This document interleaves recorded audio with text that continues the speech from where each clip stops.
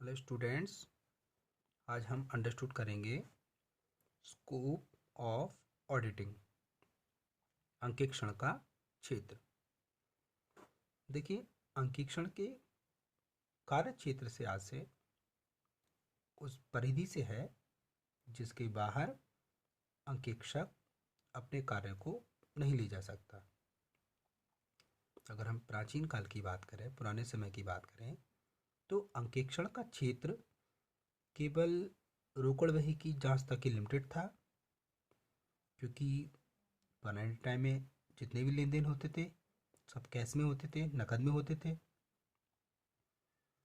लेकिन वर्तमान में व्यापार और यातायात के विकास से उद्योगों में श्रम विभाजन व विशिष्टीकरण के बढ़ते प्रयोग तथा व्यवसाय का आधार साख होने के कारण अंकेक्षण के कार्यक्षेत्र में अत्यधिक वृद्धि हुई है।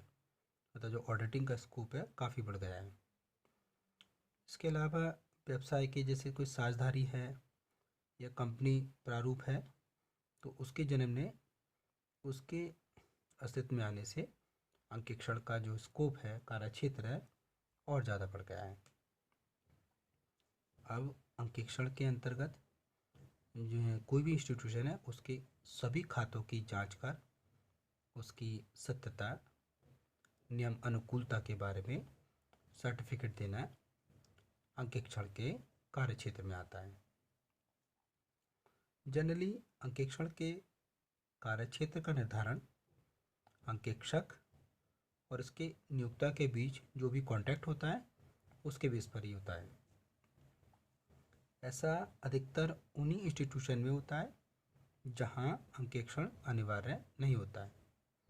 जैसे एकल व्यापारी है, अकेला व्यापारी, या साझेदारी संस्था है, श्रम संगठन है, उनके लिए ये अनिवार्य नहीं है, ऐच्छिक है, उनकी इच्छा है तो करा सकते हैं। इन संस्थाओं में अंकेक्षण का दायित्व उसके कार्यक्षेत्र पर डिपेंड करता है। लेकिन जिन संस्थाओं में अंकेक्षण अनिवार्य है, जैसे कंपनी होती है, तो वहाँ का जो कार्यक्षेत्र होता है उसका निर्धारण सरकार द्वारा या विधान द्वारा होता है, और अंकेक्षक और नियोक्ता मिलकर भी कार्यक्षेत्र को लिमिटेड नहीं कर पाते।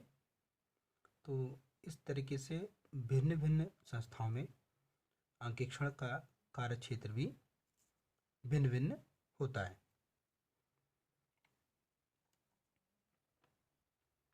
अब हम आगे देखेंगे लंदन बनाम जनरल बैंक 1895 के मामले में न्यायाधीश ने ये स्पष्ट शब्दों में कहा है कि केवल पुस्तकों की अंकीय शुद्धता का सत्यापन करने मात्र से ही अंकेक्षण की ड्यूटी पूरी नहीं हो जाती, बल्कि उसे प्रॉपर अलर्टनेस के साथ सावधान होकर ये देखना चाहिए कि उसके द्वारा जो भी प्रलेख, जो भी अकाउंट्स बुक सर्टिफाइड किए गए हैं वो सही हैं या नहीं। फिर भी अंकेक्षक व नियोक्ता के कार्यक्षेत्र की सीमा निर्धारण करते समय जनरली निम्न बातों को ध्यान में रखना चाहिए। जैसे नंबर 1, अंकेक्षण के क्या उद्देश्य हैं, अंकेक्षण क्यों कराया जा रहा है। नंबर 2, तलपट का जोड़ मिलता है या उसमें अंतर है। जैसे तलपट के 2 साइड होते हैं, डेबिट और क्रेडिट, तो उनका जो मिलान करेंगे, देखेंगे कि जोड़ मिल पा रहा है नहीं मिल पा रहा है, उसमें कोई डिफरेंस तो नहीं है। थर्ड में देखेंगे क्या नियोक्ता ने अंकेक्षण के संबंध में कुछ विशेष सूचनाएं दी हैं। मतलब जो नियोक्ता होता है वो अंकेक्षण को सारे जो प्रलेख होते हैं वो अवेलेबल कराता है, और जो विशेष सूचनाएं वो भी अवेलेबल कराता है। फोर्थ, व्यापार की विशेषताओं का ज्ञान, व्यापार की विशेषताओं का ज्ञान भी अंकेक्षण के लिए आवश्यक है, उससे वो अनभिज्ञ नहीं होना चाहिए। फिफ्थ, आंतरिक निरीक्षण की प्रथा कहाँ तक लागू है। तो जैसे कंपनी की जो आंतरिक निरीक्षण की सिस्टम है तो वो कहाँ तक लागू होता है। सिक्स्थ, कंपनी के अंतर नियम व सीमा नियम का ज्ञान व संबंधित अधिनियम का ज्ञान। तो इंस्टीट्यूशन के जो अंतर नियम और सीमा नियम है उसकी प्रॉपर नॉलेज होनी चाहिए, उससे रिलेटिव जो भी एक्ट है उसका पूरा ज्ञान होना चाहिए। सेवेंथ, अंकेक्षण को अपनी दूरदर्शिता, चातुर्य और अनुभव का प्रयोग करना चाहिए। दूरदर्शिता मीन्स दूर तक की सोचने वाला, जो भविष्य की योजना है उनको भी ध्यान रखना, चातुर्यपन भी होना चाहिए, एक्सपर्ट होना चाहिए और एक्सपीरियंस होल्डर होना चाहिए। इसका प्रयोग अंकेक्षक को करना चाहिए। नंबर 8, जहाँ तक संभव हो सके अंकेक्षण को सही रिपोर्ट देनी चाहिए।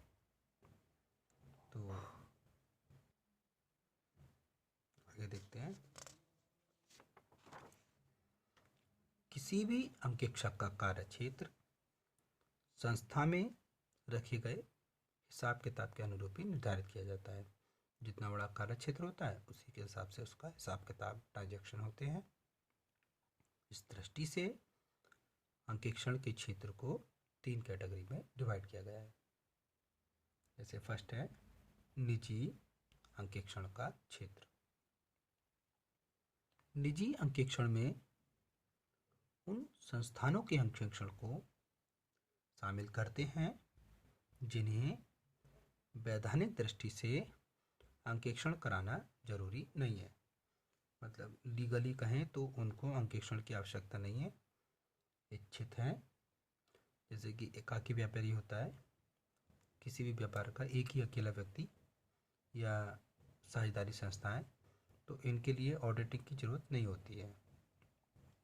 ऐसी संस्थाओं में अंकेक्षण कार्यक्षेत्र का निर्धारण नियोक्ता और अंकेक्षक के आपसी समझौते द्वारा निर्धारित होता है।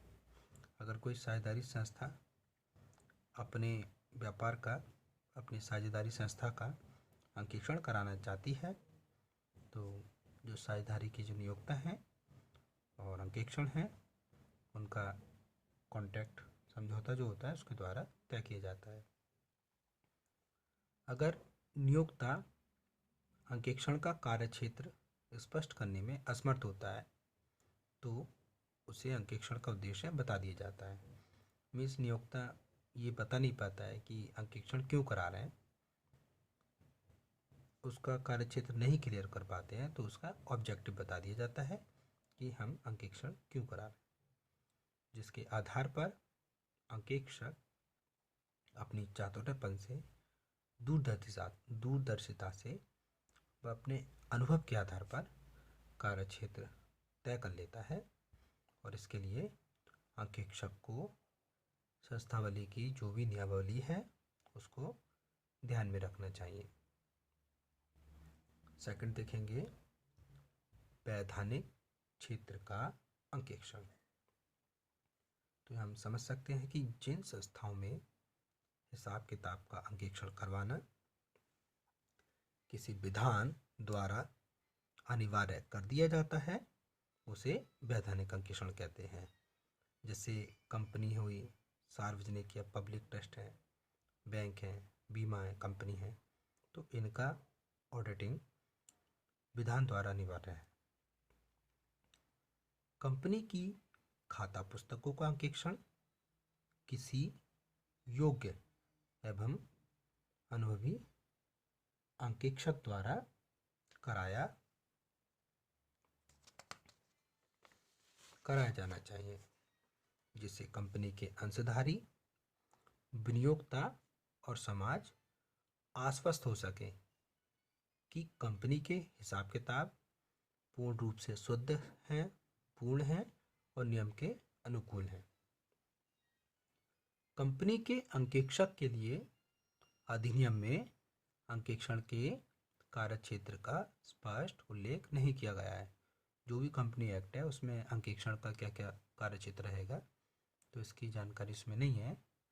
इसलिए वैधानिक अंकेक्षण का कार्यक्षेत्र भी अंकेक्षण के उद्देश्य को ध्यान में रखते हुए अंकेक्षक को खुद ही तय करना पड़ता है। तो ये था वैधानिक क्षेत्र का अंकेक्षण जो विधान द्वारा तय कर दिया गया है।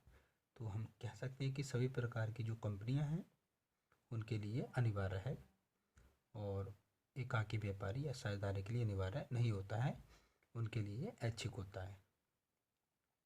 थर्ड देखेंगे सरकारी क्षेत्र का अंकेक्षण। सरकार अपने डिपार्टमेंट या अपने द्वारा ऑपरेटिंग अन्य इंस्टीट्यूशन का हिसाब किताब की जांच करवाती है, तो उसे हम सरकारी अंकेक्षण कहते हैं।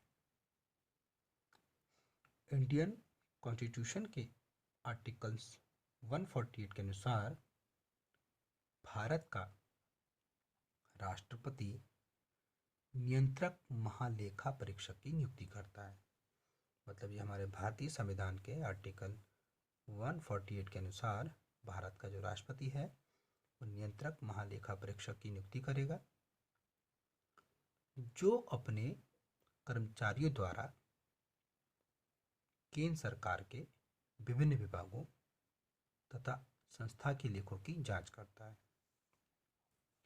और सरकार को जांच करने के बाद उसकी रिपोर्ट देता है। इसके अलावा राज्यों में भी राज्य सरकार के अधीन अंकेक्षण विभाग होता है, जो संबंधित राज्य सरकार के विभागों तथा संस्थाओं के लेखों की जांच करके राज्य सरकार को रिपोर्ट देता है। तो हमने यहाँ पे सरकारी अंकेक्षण का क्षेत्र अंडरस्टूड किया, जिसमें हमने देखा कि सरकार अपने विभागों या अपने द्वारा संचालित अन्य संस्थाओं के हिसाब किताब की जांच करवाती है, उसे हम सरकारी अंकेक्षण कहते हैं। ऐसे ही हमारे भारतीय संविधान के आर्टिकल 148 में भी लिखा हुआ है कि भारत का राष्ट्रपति है वो नियंत्रक महालेखा परीक्षक की नियुक्ति करेगा, जो अपने कर्मचारियों द्वारा केंद्र सरकार के विभिन्न विभाग संस्था के लेखों की जांच करता है, सरकार को इसकी रिपोर्ट देता है। इसी टाइप से राज्य सरकार भी अंकेक्षण कार्य कराती हैं अपने विभाग का। तो आज की वीडियो में बस इतना ही। Thank you students.